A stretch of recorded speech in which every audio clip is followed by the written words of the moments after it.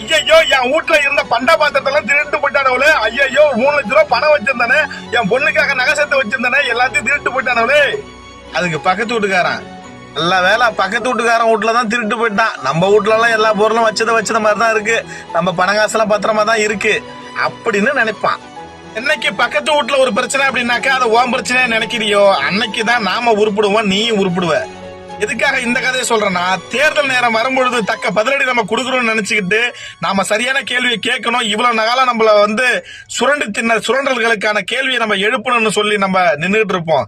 ஆனா அதுக்கு ஜால்ரா அடிக்கக்கூடிய அந்த கட்சி, எந்த கட்சியா இருந்தாலும் சரி, அந்த கட்சிக்கு ஜால்ரா அடிக்கக்கூடிய பல தொண்டர்கள்ல ஒரு சிலர், இந்த பொறுப்பாளர்கள் என்ன பண்ணுவாங்கன்னா, அந்த கட்சியில வாங்கக்கூடிய பணத்துக்கு சரியான ஜால்ரா, சிஞ்சாக்குங்கிற மாதிரி சரியான ஜால்ரா அடிப்பாங்க. டேய் அவர்லாம் அப்படி கிடையாதுடா, கண்டிப்பா இந்த முறை செய்ய முடியலடா, அடுத்த முறை கண்டிப்பா செய்வார்டா, அப்புறான்னு சொல்லி நம்மளை ஏத்தி விட்டு கேள்வி கேட்கக்கூடிய நேரத்தை குறைத்து அந்த கேள்வியே இல்லாத அளவுக்கு நம்மள மூளையை மழுங்க செய்து விடுவான்.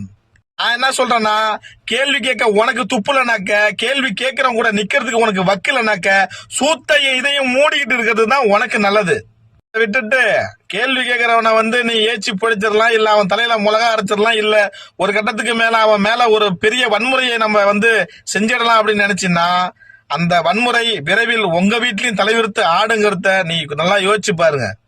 தேர்தல் நேரத்துல இந்த மாதிரி பல குரூப்புங்க சுத்திக்கிட்டு இருக்குது, அவங்க மூஞ்சில காரி துப்புற விதமா இந்த வீடியோவை ஷேர் பண்ணி விடுங்க.